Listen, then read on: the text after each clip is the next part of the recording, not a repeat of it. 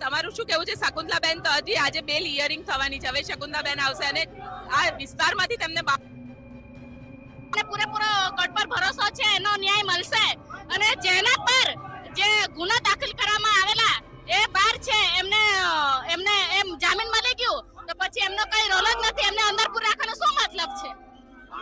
બિલકુલ આપ જોઈ શકો છો રેશમાબેન પણ સવાલ અહીંયા એવું ઉભો થાય છે કે ચૈતરભાઈ તો અહીંયા નહીં હોય, તમે લોકો શું કરશો?